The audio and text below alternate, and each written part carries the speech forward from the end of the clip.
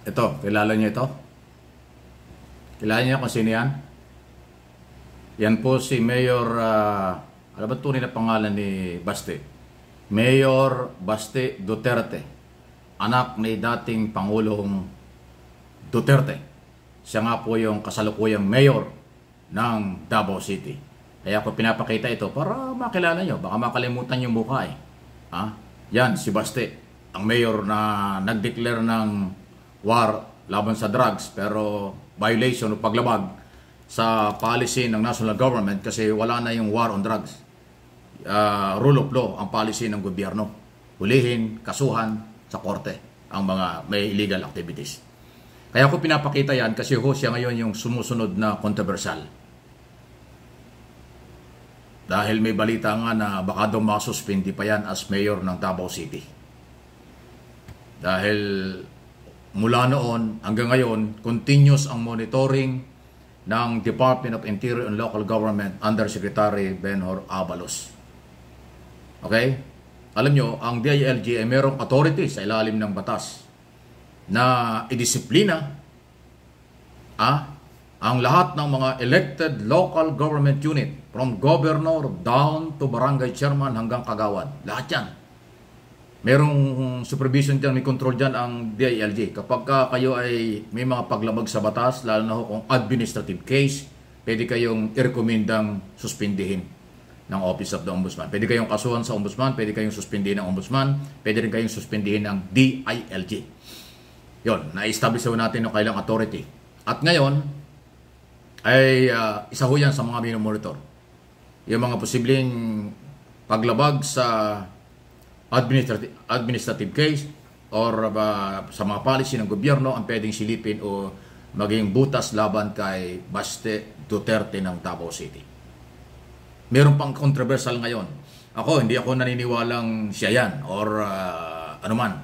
Kasi may lumalabas po mga video na di umano si Baste ay dating involved sa illegal drugs nung ito hindi pa mayor.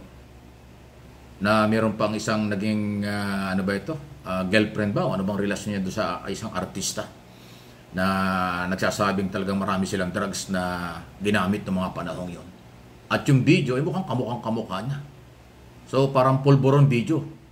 Yan ang sinasabi natin. Galing sa mga DDS, galing sa mga anti-Marcos, ang sinasabing pulburon video laban kay Pangulong Marcos. Ngayon nabaliktad na. Di umano, si Mayor Baste ang merong pulburon video noong ito ay hindi pa mayor. Ibig sabihin, baliktad na ang nangyari.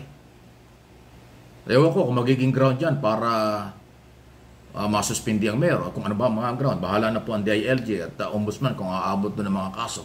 So yan po yung story ngayon sa isa sa mga Duterte at mayor nga po ng Davao. Nasisilip na po ng national government ang mga pinaggagawa o ginawa ni Baste at lahat ng galaw niya. Maliban ho dun sa pag-relieve ng mga pulis sa Davao at pinalitan ng Special Action Force para nga humakontrol ang galawan sa Davao. So, abangan natin. May ang balita, baka daw masuspindi pero hindi ko kinukonfirm yan hanggat wala akong nakikitang black and white order. Kasi yun po yung magiging basihan. Pag merong order, black and white order na ang Ombudsman or DILG, yun ang ating pagbabasihan. Pero ngayon, wala pa akong nakita. Tingnan natin, ngayong araw na ito, baka lumabas. O anytime, kung meron man. So, pag lumabas, saka natin babalita. Pero ngayon, sa pantaha pa lang, may mga plano at posibleng mangyari ang pagsuspindi sa City Mayor ng Davao. Sa kung anong dahilan, lalabas siya yan. Abangan natin. Okay? Yan po yung mga development. Ano inyong masasabi sa isong yan? Okay? Ngayon po kung yung mapapansin ay kitang-kita at gumagalaw ang ating gobyerno at base sa mga ebidensya, pagpapatunay, rule of law ang pinapairal. Hindi magsususpindi kung walang basihan, hindi kakasuhan kung walang basihan. Yan ang rule of law. Then sa korte na magpaliwanag. Ibig sabihin, due process. Ipail ang kaso, bigyan ng pagkakataon ang mga akusado. Yan ang ginagawa. Yan ang matinong gobyerno. Ipinaiiral ang batas. Hindi pwede kasi ng PI lang ng PI at harassment lang. Hindi. Kailangan mayroong proseso. At yung pagdadala sa ombudsman, pagdala sa korte kung kinakailangan ng mga usapin laban sa mga kung kani-kanino, yun ang tamang proseso para nabibigay ang pagkakataong ipagtanggol nila ang kailang sarili. Ang hindi susunod sa mga rule of law, sa rule of law, kayo ang mawawala ng karapatan at panahon para ipagtanggol ang inyong sarili. Katulad ng nangyayari kay Kibuloy. Nagpatong-patong na yung warrant of arrest kasi hindi niya nirespeto, kinilala ang court order. Hindi niya kinilala yung proseso ng batas. Maging sa Senado, kung sumunod ba sila sa rules at proseso ng batas sa Senado, hindi magka-issue ng warrant of arrest. Itong court order, warrant of arrest ni Kibuloy, di ba? Hindi pa rin nila sinusunod hanggang ngayon. Nagtatago pa rin. Hindi sila nag-surrender. Wala akong ano, di ba? Ayan. So, yan po yung proseso. Pag hindi sumunod sa proseso, kalaboso. Pag hindi sumunod sa proseso, kayo ang mawawala ng oras at pagkakataong ipagtanggol sa tamang lugar ang inyong sarili. Sa korte po yan. Okay? So, kung nasa ombudsman, sige, nandyan. Kung nasa korte, madaming korte. Merong lower court, merong higher court, meron po tayong sandigang bayad, kung ano-ano. Ayun. So, yan ang proseso. Tama. Yan ang kailangan eh. Mahirap naman yung trial by publicity lang. Mahirap naman yung puro paninira lang. Pero kung merong mga black and white na complaint o reklamo, ayun ang tamang galaw. Okay? Any comment, reaksyon sa mga bagay po na nangyayari? Habang tayo po'y tuloy ang hanap buhay, tuloy ang trabaho, sumunod tayo sa mga batas. Okay? At pagsikapan natin at mahalin ang ating mga ginagawa araw-araw, lalo na kung trabaho ito para sa inyong sarili, para sa inyong pamilya. Yan ang advice natin. Ano ha? Kailangan po yon. Huwag yung padadala sa mga manggagamit, manlilin lang para sa kanilang interest lang. Yung interest mo, interest ng inyong pamilya, ang inyong bigyan ng panahon o priority. Hindi yung interest ng iba. Tama lang, makinig kayo ng mga impormasyon at alamin kung sino nagsasabi ng totoo. Huwag kayong palinlang sa mga paninira, panluloko na wala namang pagpapatunay.